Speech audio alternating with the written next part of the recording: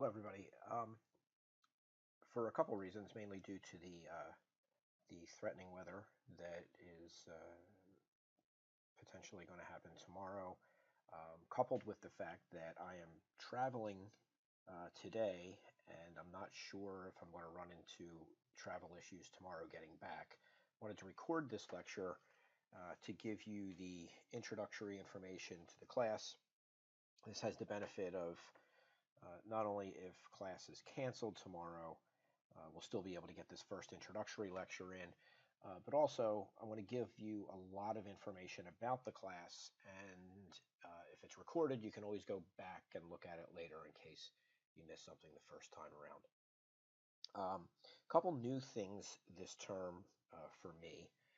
This is my first time I've been using Blackboard up to last semester, so I'm transitioning over to this new system, which I like so far. It seems to have some nice features. There's still some things I'm not sure about. One of which is I'm not sure if you guys get an email when I send out the announcements. So if you can let me know whether or not you get that email or not, or whether you get some kind of notification that there's an announcement. When we were using Blackboard, the way that I would communicate with everyone, if I needed to get a message out to everyone in the class right away, I would use the announcement feature. It worked very nicely. I'm just not sure if that's happening here, so I would ask you, send me a note if you got this announcement.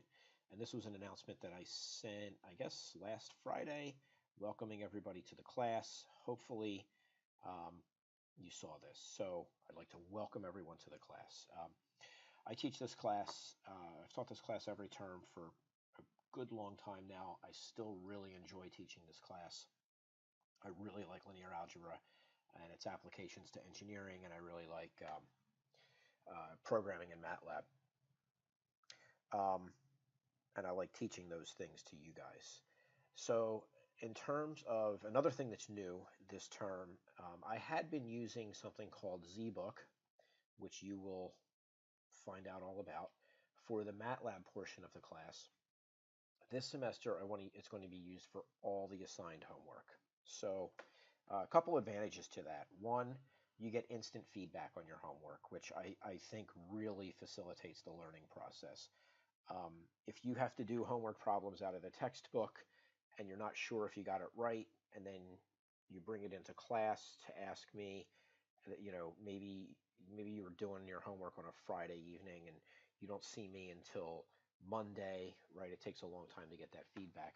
So you will get some instant feedback on the homework. Now, I still want you to bring homework problems into class and ask me about them.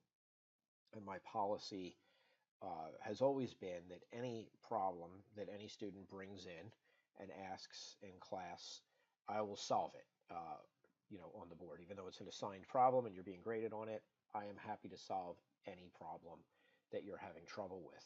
There's enough assigned homework that if I solve a handful of the problems, it's no big deal. And I think that's part of the learning, is you watching the way I solve the problems, figuring out the way that you like to solve the problems, and kind of developing your style, but still looking at how someone who's been solving these problems for a long time does it, to see some of the nuances. But again, that instant feedback that you'll get from ZBooks, I think, will be very helpful in the analysis portion of the class. So that is new. The other advantage that it has is that in previous incarnations of the class, you were buying a textbook and you were buying a ZBook subscription. And now the whole thing is just a ZBook subscription, and it's $77, which was probably the cost of the text. Maybe you could find it used. I was using an old version before so that students could find it used. But I think we're going to get better academic results, and we're going to do it at a lower cost. So I think that's a good thing. So let's talk a little bit about how to get into your ZBook. So the first thing that you'll want to do is go to ZBooks. Now this may look a little bit different for you because I already have an account. you will go to create an account. In fact, maybe I can just walk through this whole thing. So zbooks.com, then go to create account. And again, these instructions are right here in this announcement. Here is the zbook code. So I'm just going to copy that. And I am going to look up the zbook by code. And so this is not what's going to happen for you, I'm sure, because I'm already signed in. Let me see what happens if I sign out and try this again. Okay, so if I go create account,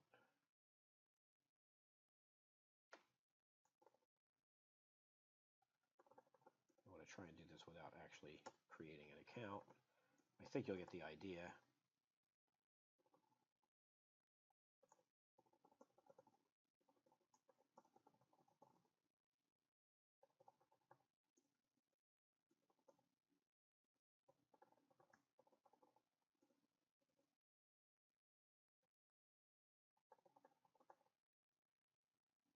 I hate to do this.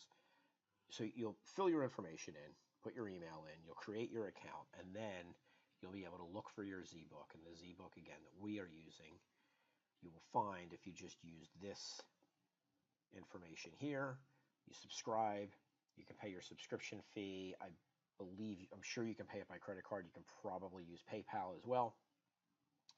And you'll be in. And when you get in, you should have something that looks, let me sign in.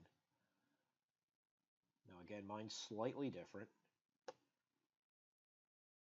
but it should look roughly like this. Again, here, this is where I got those instructions from, so that's exactly where I copied that from. So you can see the instructions there. And so there are 24 sections. Now, there are two topics combined into one zbook here. One is MATLAB, and MATLAB goes from chapter 1 or module 1 all the way up to and including 17 new content. Then from 18 to the end is the analysis portion, the mathematical portion of the class. So you will have your assignments will not go sequentially 1 through 24. For example, in the first assignment, the first set of assignments, you'll have this one, right, section 1, and you will have some subset of section 18, and I'll walk through that in a minute. Notice that these have subchapters in them, and so the way that this works, and again, I'll go through this when we look at the assignments, the way that this works is that every week you have either 1 or 2 MATLAB chapters. There's 17 chapters. There's 14 weeks in the class when you subtract out spring break. So there's 2 weeks where you have 2, right? Does that math work out? Yeah. So there's 2 weeks where you have 2 of them. And when we go over to the syllabus, I'll go into that in some more detail. But for 2 weeks of the class, it'll be 1 of these chapters every week. But then when you come down here, in the analysis problem sets, we're doing a portion of a chapter. Generally, we're doing a portion of a chapter each time. So for example, your first analysis assignment is going to be 18.1 through 18.3, I believe. And if you want to get a little preview as to what these look like, for example, you'll come in, here you are in section 18.1, so this would be the first thing you would be looking at in your analysis homework. And there's a summary of the section, so what we're trying to do, the objectives, right? We want to be able to identify a linear equation, et cetera, et cetera, et cetera.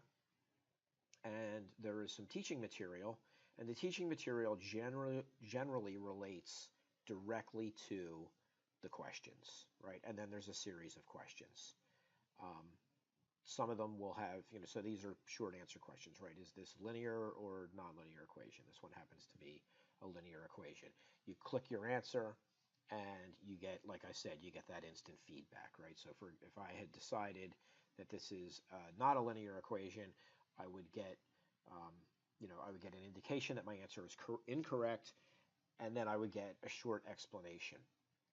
So you can see for problems like these, there's really no reason to get it wrong because there's two answers, and if you get it wrong, you change it to the other one. But make sure you understand why. We move into systems of linear equations, and so for example, these problems, these deal with linear systems and whether there are solutions. Here you'll see that there is an animation that shows how they're solving the problem, and you can play that at double speed if you want to, and then there's a series of questions for these. So that's generally the way that this proceeds. A lot of graphical content, which is great. I'm going to do a lot of the same stuff in class, but I'll be drawing it on the board. When you get to see it here, it's much more graphically presented better than the way that I will, freehand it on the board. You'll be seeing it multiple times, and I think that that's going to be really conducive to really efficient learning. I'm hoping that that's the case. One of the other things that I really like about these ZBook problems, as opposed to the text that we used before, the text was a math, it was something that you would use in a math department.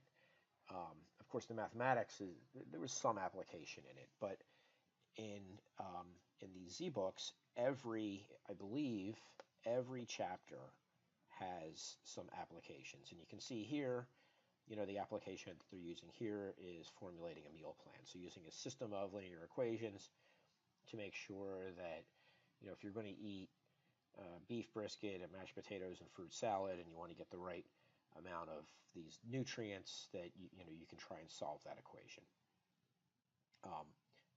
The applications do get more engineering oriented.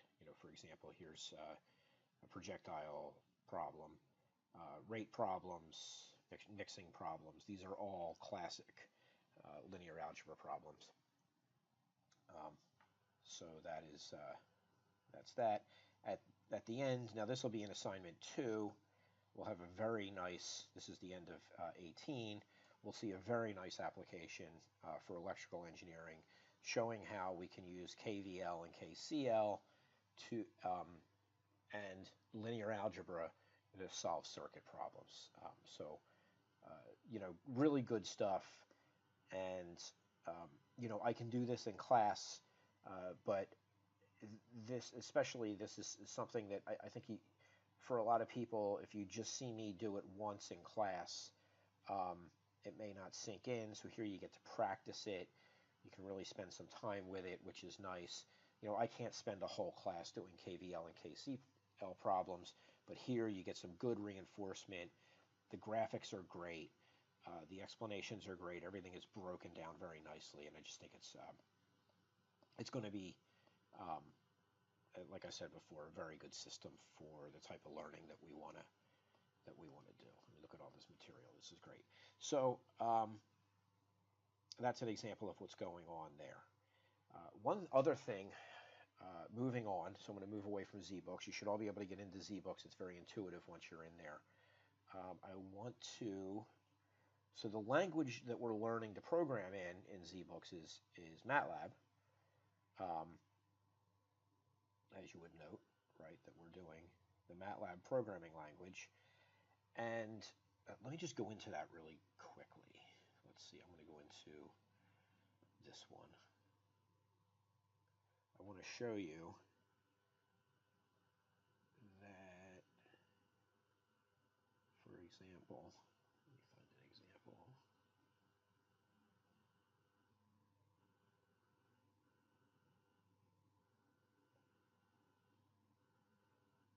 Okay, like here. What's happening here is that you're going to write a script in MATLAB, okay, and then you can run that script. So the assignment here, write a statement that assigns number of coins with number of nickels plus number of dimes. Okay, so to solve that, you would say num coins equals num nickels. This is a very easy, they're not all this easy, don't worry, plus num dimes. And then, so that's MATLAB syntax, and now I can run that script. And behind the scenes, there's a MATLAB interpreter that's going to run this.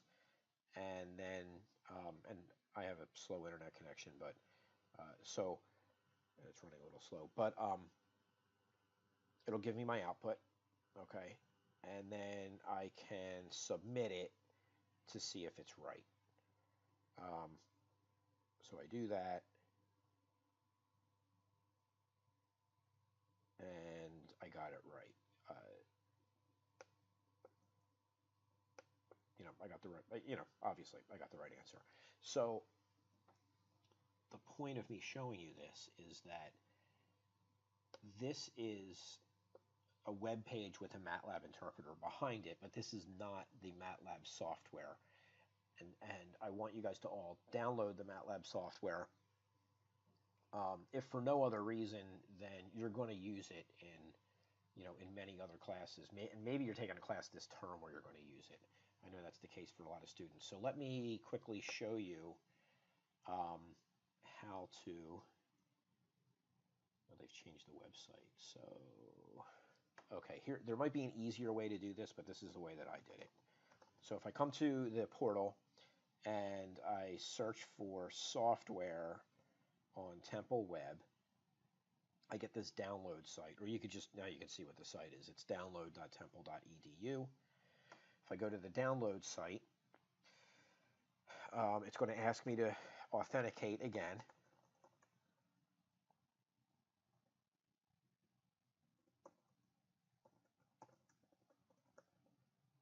So I'm going to authenticate. Now I was already logged into the portal, but to get onto the download site, you have to authenticate again. And then there's a bunch of software here that you can get because you are a Temple student. Number of nice things, like this is really nice. A Microsoft MSDN license is nice. National Instruments software, good stuff here. JMP is nice if you're into statistics. But at any rate, what we're after is MATLAB. So I'm going to come over here and click on MATLAB. And then, let's see, I have to agree. So I would agree. And then I get these instructions. So if I click here, I'll open this in another tab so that we can come back. Okay, this is everything that you will get when you download your MATLAB installation. To put it into perspective, this is, if you were a company and you wanted to buy all of this, my best estimate is you're looking at about $30,000 worth of software. Now, your license only allows you to do academic work on it, so if you have a small business on the side, you still have to pay for it, but you're getting an incredible amount of software here with a lot of capability that you may be able to use in other classes or in your senior design projects, for example. So this is really good stuff. I encourage you. I know you guys are busy with a lot of schoolwork, and I know some of you are working part or full time. We were going to school, but if you get some time to screw around with some of these, they're really some pretty neat stuff in here. So at any rate, going back to the download site, that's the latest list of toolboxes that you'll see. Now, if you want to get the software, again, I'm going to open this in a new tab. You have to go to the MathWorks website. You go to the MathWorks website, and you create a new account. I already have one, so I'm just going to log in.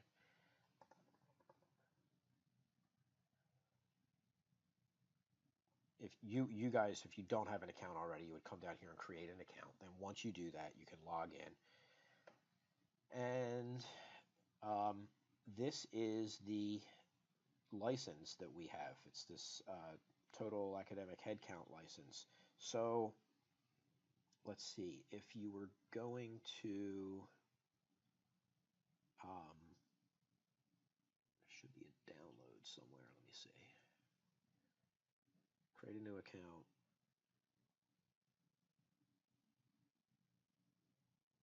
Oh, okay, now they're using a license number. Okay, so when I did it, it was that all I had to do was associate that license, and maybe it's because I've done it already, but now they're using a license number and an activation key. So follow this direction here, and then you'll double click on the license detail, And then here's a site where you can find instructions on installing the software. So we do not have the installation DVDs. We have an internet connection and no DVDs. So you will download the software, and then you'll run the installer. Now this is a big download. This isn't something you want to do when your computer is hooked up to your cell phone. You're going to want to do this from, a good internet connection. So let's see, where is the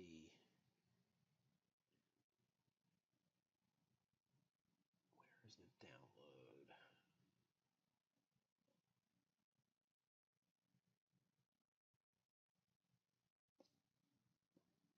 Oh, I think I know what it is. Okay. So that was that license number that you saw. So if I click on this, it'll bring me here. And then these are all those toolboxes. So you can click download. It'll download these. Like I said, it's going to take a long time. So do it, when you're somewhere where you're going to be for a while. And then there's an exe file, and you run that, and it'll do the installation. Okay, so that is dealing with the downloading of MATLAB. Again, you don't technically need it for this class, but you really should have it. And when I'm in class, when I'm teaching, very often I will just pull up MATLAB and start doing some things in MATLAB during class, either to solve a problem or to demonstrate a MATLAB capability. And I'm going to be doing everything in the actual MATLAB software.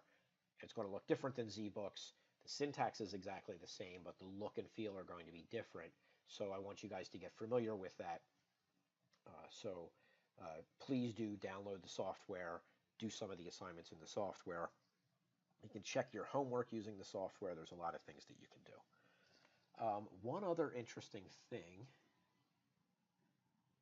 with this is, and I forget how I did this, you can get, it's like a stripped down version of MATLAB on your cell phone. Maybe I got it through, like I have an Android phone, so maybe I got it through Google Play.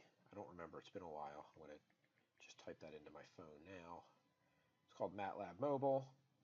Yeah, MATLAB Mobile, and so you can install MATLAB Mobile on your phone, and then I believe I used, let's see, this is a new phone, so I haven't installed it on this one yet, so I'm doing it right now.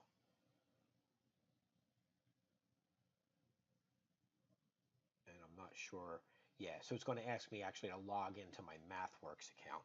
So once you've set up your MathWorks account and you've associated your license with your MathWorks account, then you can download the phone version of MATLAB, which is really handy, and you should be able to run MATLAB from your phone. I'm just going to verify for that for you right now. I can't show you that because I can't record my phone.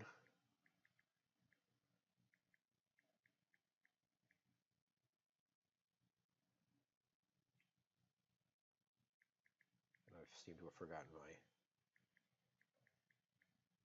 MathWorks password, so I'll figure that out later. But at any rate, there's the phone version as well, which if you've got a smartphone, you can always have MATLAB in your back pocket, which is pretty nice. Okay, so now I want to go back to here. So there's the announcement. That'll be on your site here. Everybody should have access to this. I want to walk through the assignments with you. So here's the assignments page, and what I've done here is I've broken the assignments into two sections, the analysis assignments and the MATLAB assignments. Just thought it was easier to keep track of that way. So for example, analysis assignment 1, if you open this up, you'll see the assignment name and the due dates. They should be in order. One thing I want you to notice, our class starts, I guess technically the semester started today, Today is January 16th, if I'm not mistaken. Yes, it's January 16th. The first two assignments aren't due until January 28th. That's to give you some time, give me some time to lecture and give you guys some information, and to give you some time to get your feet under you. But then you're going to have two assignments due on the 28th. All the assignments are always due Sunday at midnight. So that is it with that. Then after that, assignment is due each week. Okay, so you just have one each week. If you come to the assignment, so for example, here's Analysis Assignment 1, Linear Algebra Z-Book sections, well, that's actually a mistake, so let me fix that. This should be sections 18.1 through 18.4.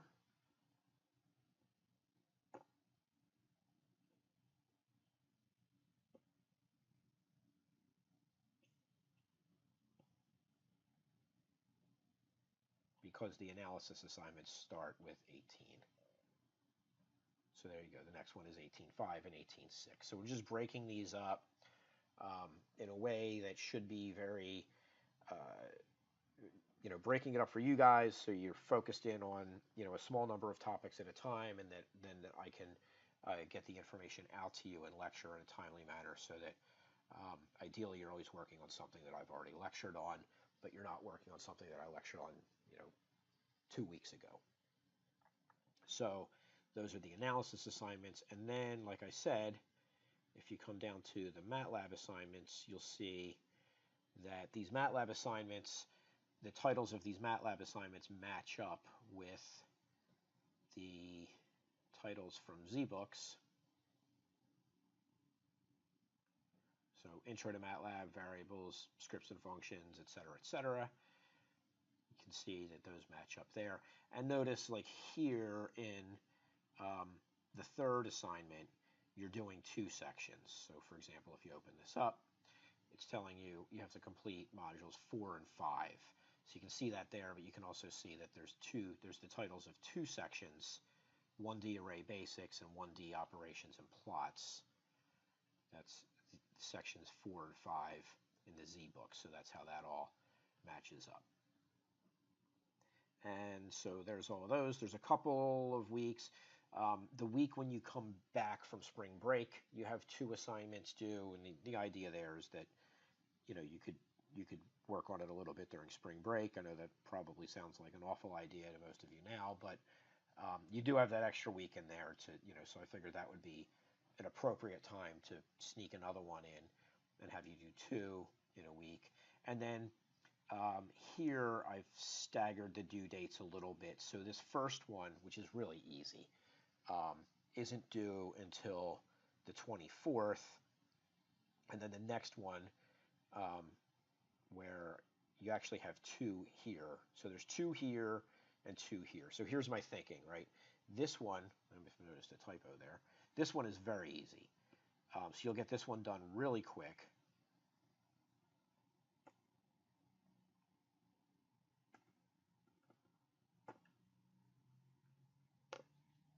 And you can immediately proceed to this one, which has 2 in it and isn't due until February 4th, and then get to this one, which is due on February 11th. So, ideally you get both of these done rather quickly, or at least this one and half of this one done very quickly, and then you really only have 1 1/2 that you have to do in that week between the 4th and the 11th. So I just want you to get a good start, a good jump start out the gate, get a bunch of these under your belt. Plus, when you're first learning to program, if you're doing just a very little bit at a time, the learning is slow. Like there's a lot of low-hanging fruit, things that you can learn when you're beginning to learn a programming language. The more sophisticated topics don't come until later, so we can get a good jump. So you got 2 here, you've got 2 here, and then you have 2 again the week after spring break in like week 9 or something like that. So that is how those assignments go. And again, all of these assignments, the analysis assignments and the MATLAB assignments, are all right here in your Z-Books once you sign up. Okay, so now I want to go through the syllabus. And I'm going to go through this in a little bit of detail because I want to be very clear about the objectives of the class and about the expectations and the requirements. So I think I forgot to introduce myself at the beginning of this lecture. So my name is Frank Faris. I've been with Temple for, I think it's getting close to 10 years. And almost all of that time I've taught engineering analysis. There's maybe 1 year where I didn't. Um, at any rate, if you're having problems at all, you can contact me. This is my Gmail address, and this goes right to my phone. Now, theoretically, my Temple address goes right to my phone too, but every once in a while there's a glitch with the synchronization. So I encourage you to use this email address if you want. My goal is always to respond to you within 24 hours, and my policy is that if I don't respond to you within 24 hours, that is your carte blanche to just resend the email and send it as many times as you want. I'm not going to get upset with you. Don't think that you're pestering me. I'm an adjunct faculty. I have a full-time job. I get a lot of email, and if I don't get to your email before it gets to like page 2 or page 3 of my inbox, I missed it. And if that happens, I apologize in advance, but I don't want you to just wait and wait and wait for me to answer. Just send it again, and I will do my very best to get back to you, all of you who have questions in as timely a manner as I possibly can. In addition to that, as I mentioned before, any homework problems are fair game for me working them out in class. So at the beginning of every class, I unless I forget, I start out by saying, okay, who has any homework questions? Is there anything that you're working on that's giving you trouble? Let me know, and I'll solve it. Say, oh yeah, section 18.2, the fourth problem, I couldn't figure out how to do it. Okay, let's pull it up, and we'll pull it up. And I try and be interactive. So, does anybody have an idea on how to solve this? And maybe somebody does, and if they don't, then I'll kind of walk you through it, tell you what I'm thinking while I'm solving the problem, and that seems to work pretty well. In terms of course objectives, as I mentioned before, there's two. So the first is that we want to get an understanding of conceptually what is linear algebra and what is it for, and then in a very applied sense, what is it linear algebra doing for us as engineers? And the fact of the matter is that it's doing quite a bit, because one of the nice things about linear algebra is that linear algebra, we're dealing with matrices and vectors, and you may be familiar with those things from other classes.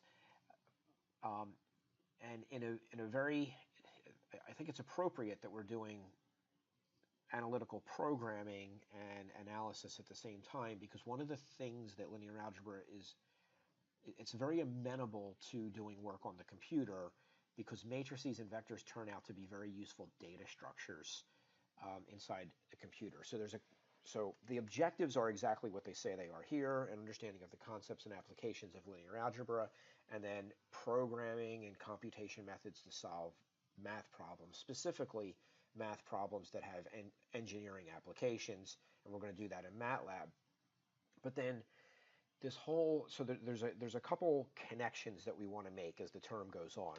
One connection is that you all should have taken differential equations, or at least be taking it concurrently with this class. There is a very strong connection between linear algebra and differential equations, and that actually comes in this last section in the Z books when we talk about eigenvalues and eigenvectors. So when we get to this point in the class, we're going to start talking about differential equations, because that's really what you're doing here. Is one of the things that you're doing with eigenvalue problems. I should say one of the things. There's eigenvalue problems are good for many, many things. But we want to make that connection between differential equations, which is so central to the study of engineering and linear algebra. We're also going to make connections to other areas, such as machine learning. You saw some circuit analysis, right? There's just a lot of applications to linear algebra. So for example, those circuit analysis problems that we're going to look at, the reason why you would use linear algebra to solve those problems is because when you don't want to solve those problems by hand, you want to write a computer program that solves those problems. And a computer program isn't going to look at a schematic, but we can take that schematic and turn it into a data structure that is a matrix, and then the computer can operate on the matrix and solve KVL or KCL using a matrix, because that makes sense in a computer. Like I said, it's a data structure that is useful and easy to manipulate in a computer, as opposed to a schematic, which wouldn't be a good data structure for a computer. So we're making connections to not only other branches of engineering mathematics, particularly differential equations, other interesting topics in engineering, such as circuit theory, machine learning, other types of problems, stress-strain problems, if you're a mechanical engineer, for example. But then also that where those two things overlap is that you use any linear algebra to solve those problems, because that makes it easy to program into a computer. So it really brings us into, to some degree, a study of computational methods. And so those are the sort of the themes of the class that I'll go back to lecture after lecture. And I just want to put that out there at the very beginning so that you guys know that that's what I'm going for, right? Is to sort of to bring all these things together in a way that makes sense to you, so that you understand not only what we're doing, but why we're doing it, right? This isn't just another way to solve a circuit problem. It is the way to solve a circuit problem if you want to solve very large ones inside a computer, as an example. Okay, so that is enough on the objective. I've already talked about this, the required text, and I'm making air quotes when I say text, because we're doing everything online here, is this resource called ZBooks, which you've already seen. New thing this term is we're using it for both course objectives, where in the past I'd only been using it for one. And I've already showed you the way to get to get a ZBooks account and to purchase the access to the ZBooks. If you are a textbook person, like I am, I still have all my textbooks from when I was an undergraduate and when I was a grad student, and then hundreds more that I've purchased over the years. I shudder to think how much money I've spent buying textbooks, but at least now I can buy them used on Amazon. And I keep them all because I like having them. I don't know why, I guess in case the internet breaks. But if you are a person who likes to have a textbook and you want to make a purchase, come see me. We can talk about what your goals are for a text, and I can recommend a text or texts that might be appropriate for whatever it is that you're trying to achieve. I have probably a dozen, maybe more, linear algebra texts. I'm pretty familiar with most of the texts that are used in math and engineering departments for linear algebra. So I can tell you, hey, here's a good one. It's the 6th edition. Go on Amazon, buy the 4th edition. For $30, you're not missing anything, if you like to. And just let me know if you want that. I know there's still some folks out there that really enjoy having a physical textbook. In terms of attendance, obviously, it should be obvious. Attendance at exams is mandatory. If there's extenuating circumstances, and these are extremely extenuating circumstances. You can let me know 24 hours before the exam, and we can make arrangements for a makeup exam. It says here all makeup exams will be oral. That's a threat, not a promise. I also really recommend that you come to all the classes. I think that, like I said, over the course of 10 years, the students who come to class do better. And that might not be because of me. It might be some sort of selection bias, right? The students who come to class might be more interested, and that's why they do better. But I think that I do a pretty good job of explaining this stuff and breaking it down for you. And I think that the time that you invest in coming to my class is, for most of you, going to be time reasonably well spent. I would at least say that you give it a try. if you can teach yourself this material and you can do that more efficiently, then I'm going to do it. I can respect that. That's fine. Everybody is different, and I might not be everybody's cup of tea, but I have had some success. A lot of students have come to me and told me that I was helpful to them, and so hopefully I'll be helpful to all of you. So I would just ask, hey, at least give me a chance. Come to the first few, see if you like what I'm doing, and then make a decision from there if you're the type of student who doesn't necessarily go to all their classes. Because again, really what I'm interested in is that you guys get this material in the most efficient way possible.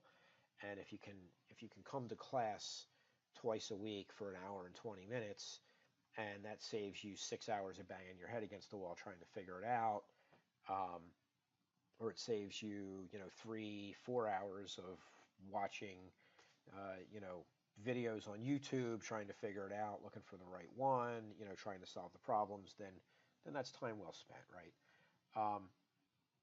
So, I hope that you will all come to class and that you'll get a lot out of it. I do in-class quizzes from time to time. They are, I think it says, does it say pop quizzes in here? It probably somewhere in here it says pop quizzes. They're kind of like pop quizzes, but I usually let the cat out of the bag. Hey, there's going to be a quiz next week. And the reason I do these quizzes on a somewhat, kind of not so announced basis is because I really want to get a measure of where the class is at, generally before we have an exam. So we talk a little bit about sort of the way that we roll up to an exam. When the time comes for an exam, say the first exam, we'll set a date. The dates are not on here yet.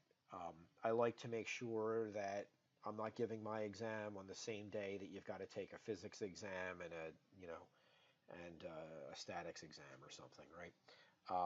So we'll talk about it as a class. There's a couple of moving parts that I try to make them all match up. One of them is your schedule, to make sure that we're doing it on a day when, like I said, you don't already have 2 exams scheduled. Part of it's my schedule too. I do travel a little bit for work, so I try and plan my travel around the exam so that I don't miss a lecture, and then the TA will come in and proctor the exam.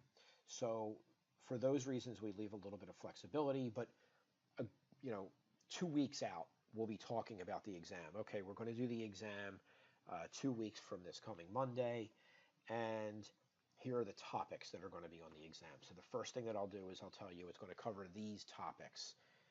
And I may say, specifically what those topics are. I may say it's this stuff from section 18.1 through section 20.1 or whatever from the homeworks.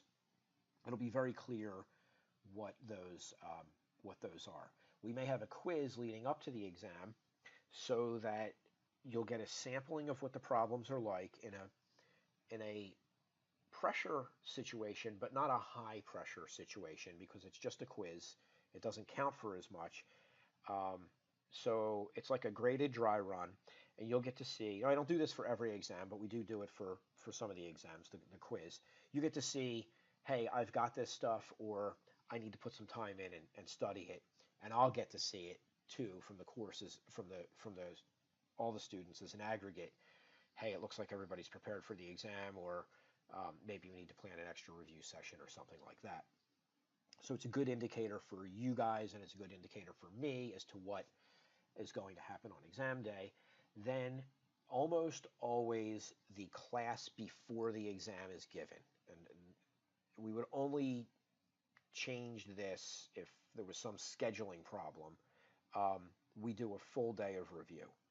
And during the review, we'll go back to that list of problems that we said, here's what's going to be on there, that you guys have been studying, presumably, and maybe you've practiced a couple of them on the quiz in a semi-realistic testing environment, and I will solve problems exactly like the ones that are going to be on the test until the end of class. So if we're doing Gaussian elimination problems and we're doing, um, whatever, LU decomposition problems, and that's what's going to be on the exam, then I'll say, okay, you expect to see a problem like this one. Maybe, maybe there's a couple of little tricks that you have to know in order to solve certain types of problems. So I'll say like, okay, remember, you might see a problem like this where you have to remember to do the row swap. You might see a problem like this where the columns don't come out exactly the way that they're supposed to, and you need to know what to do when that happens. And I'll actually do all these things, and you guys just can sit there and take notes and watch. Everything that will appear on the exam will be done in that class. So that if you know how to do everything that I did in that class, you should theoretically get a 100 on the exam. And then the next class will be the exam. You've got the whole period for the exam. And so, speaking of the exams, here, now, this says tentatively, the grading is tentatively as follows, because depending on scheduling, kind of the flow of the class, how quickly you guys are picking it up, every class kind of has a different feel to it. We'll do either 2 midterms or 3 midterms. So if we end up only doing 2 midterms, a lot of it depends on how well everybody does, right? If everybody bombs midterm 2, then we're going to do midterm 3 so that everybody can get a chance to recover. If everybody hits it out of the park on midterm 1 and midterm 2, and we were able to cover a lot of material in those 2 midterms so that I can push everything else off onto the final, then we'll do that. And we'll talk about these things as the term goes on. But this is the grading breakdown, like I said, tentatively, mainly because of the reason that from term to term we oscillate between 2 and 3. So an exam is worth 10%, and then if we end up doing only 2, it's 15% and 15%. So it's not like you get 1 midterm and 1 final, and each one's worth 50%, and if you fail one, you're done, right? If we end up doing 3 midterms, you could take a 0 on one and still get an A minus theoretically, right? So I'm trying to give as many opportunities as possible to recover and to succeed. Final is weighted a little more heavily. And then there's 2 of these homework grades. So a couple things I want to point out here. First of all, the analysis assignments. So that's section 18 through 24, I think, in the Z-books. They're worth 15%. The MATLAB assignments are worth 40%. And I want to tell you why. If you go back to the objectives in this class, there was 2 objectives, right? The analysis portion, or the linear algebra, and the MATLAB portion. And it is extremely important that you learn both, because you're going to use them in future classes. So these are the only graded MATLAB assignments that you'll do. So I count it for just less than half of the class. There's no MATLAB on an exam, right? I don't believe that you test coding in an exam, right? So this is 40%, this is 15% homework. So the other point I want to make here is that everything that you do in Z-books adds up to 55% of your total grade. So you can do these things until you get them right. So if you put your mind to it, and if you start early enough so that you don't run out of time, you can get 100 on all these, and you can get 100 on all these, and now you've got 55% of your final grade guaranteed, as long as you promise yourself that that's what you're going to do. And then, the remainder is in the exams. And, if you get this is the easy part, is what I'm saying.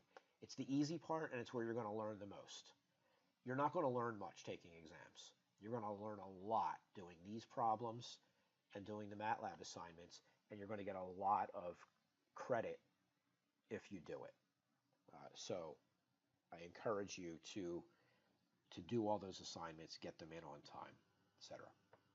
Okay, so the overall MATLAB grade, this 40%, is the average of all the ZBooks assignments. So what I do, I haven't looked at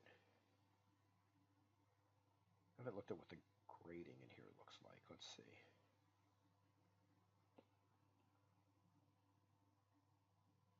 Assuming it's a lot like Blackboard. Yeah, so what'll happen, you'll see your grade as you do it.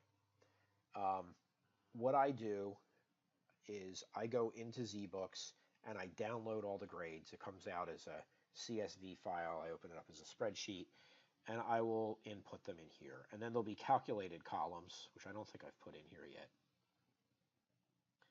I haven't. So I'll be able to put, I'm sure, I haven't done it yet, but I'm sure I can put a calculated column in here. In fact, this may be the calculated column.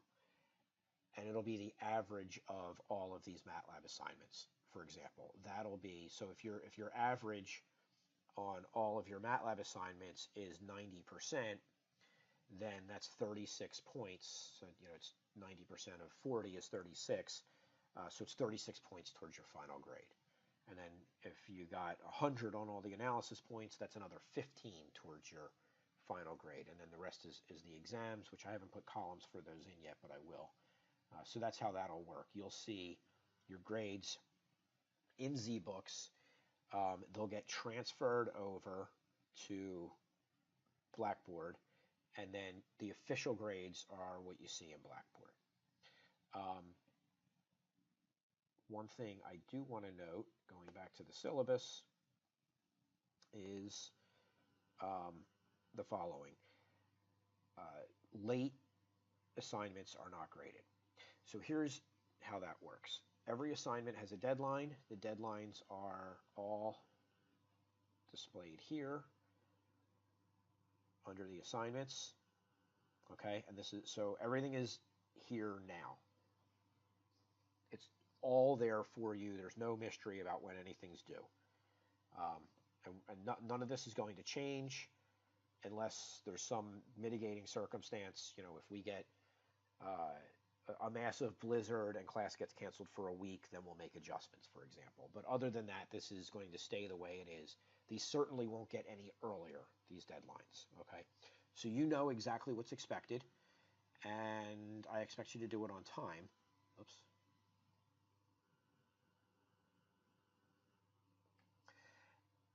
When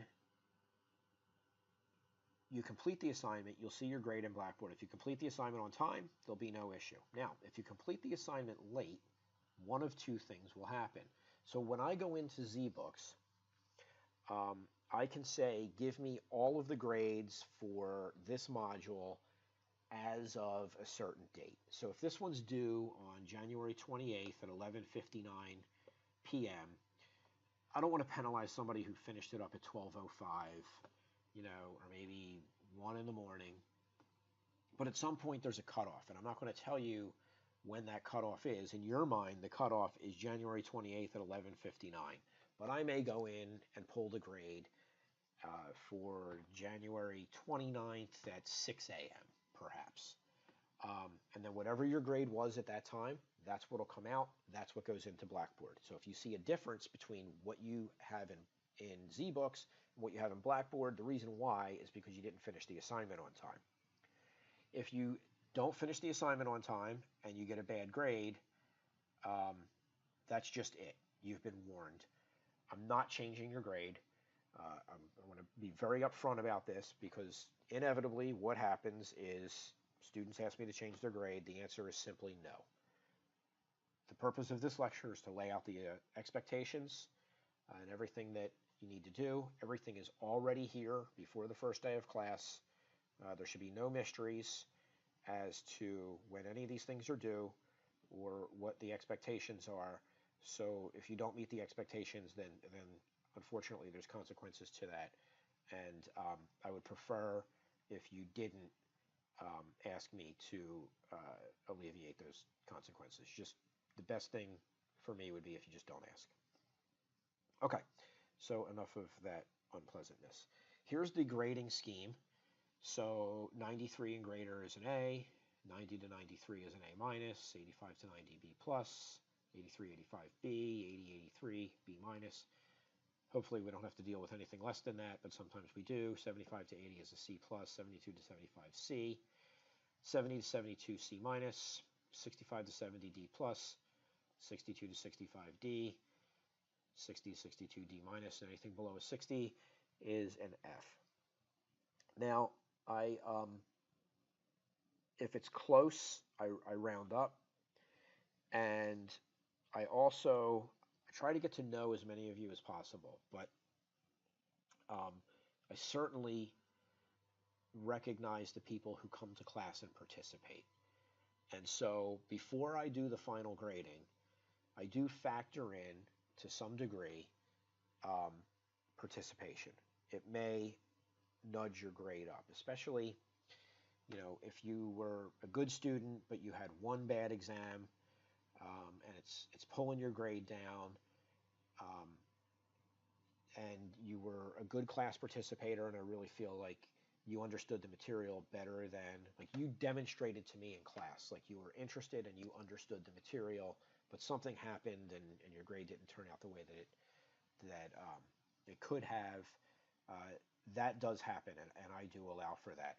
And even if I don't know your name, I recognize your face, and I have this thing in the portal where I can see all your pictures.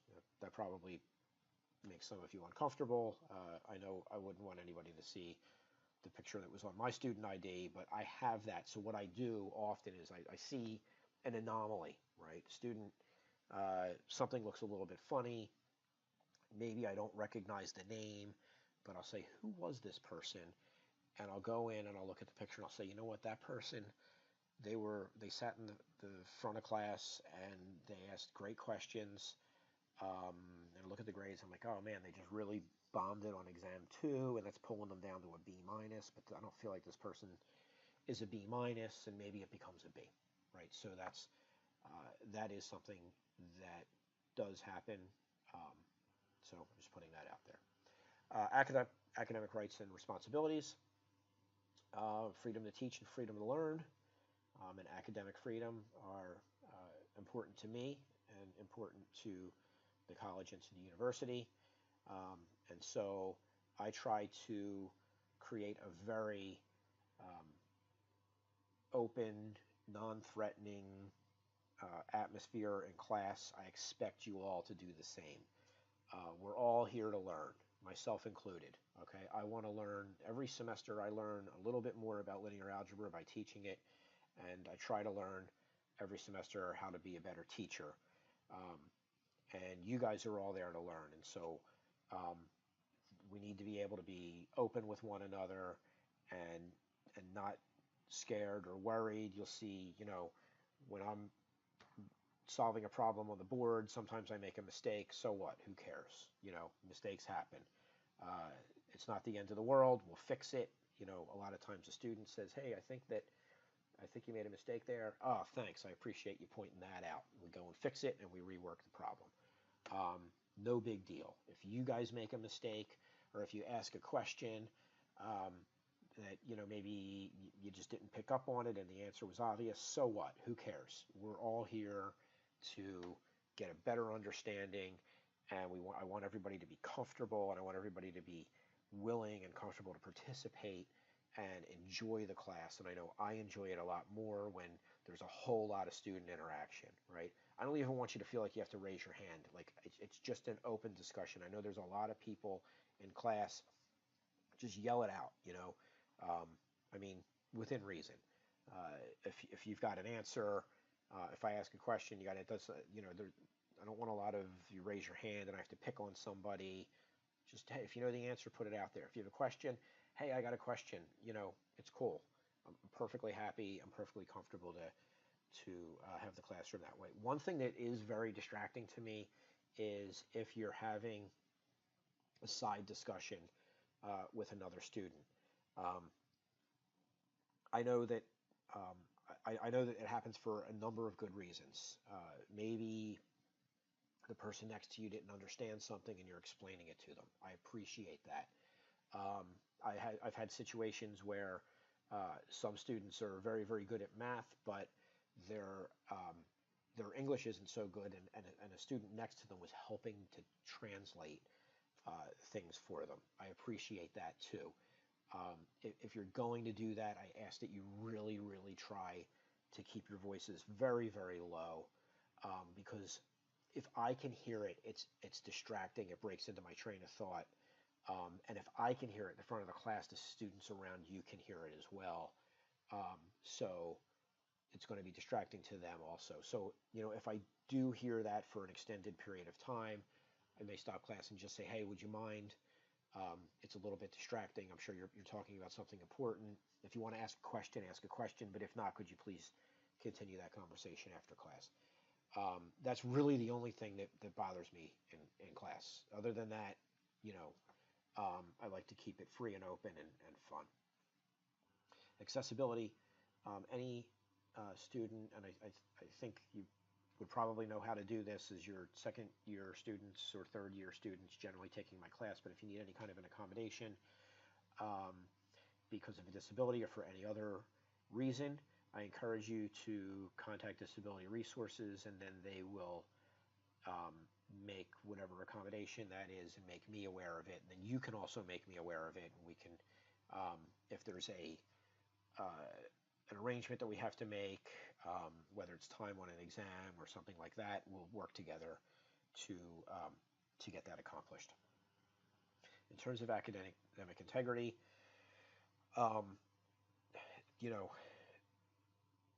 we're going to be, I am, you guys are all going to be engineers, and as engineers you're going to make decisions that are life or death decisions in terms of the systems that you're going to build and the consequences of failure of those systems. And so your integrity as a person is vital to being a good engineer. In fact, it's more important than anything I'm going to teach you. So what you do in class is a reflection of your personal integrity, or what you do when you're doing your homework. I'm perfectly fine if you want to work as a group. I think we all know the difference between working as a group and copying and cheating. Certainly in class exams, cheating is completely unacceptable. If there's any violations of this, I take them very seriously. There's a website here that has the policy of the university, and so if you need any more information on that, you can review that. That's another unpleasant topic that I hope we don't have to deal with. Then here at the bottom of the syllabus is just a listing of all of the different assignments and when they're due, right? So you kind of like a week-by-week listing. Here's what's due in I guess this is technically week 2 or week 3, right? But then after that, week by week, everything that's due. Okay, so I'm going to post this lecture. I'm going to put a note out to all of you indicating that, oh, there was a question too that I saw in my inbox regarding recitations in week 1. We will not have recitations in week 1. Recitations will start in week 2. Right now there's nothing to recite, so recitations will start in week 2. Those will mostly be problem-solving sessions. And just a word or two about those. What I will do is, I believe what I'm going to do is I'm going to post recitation problems.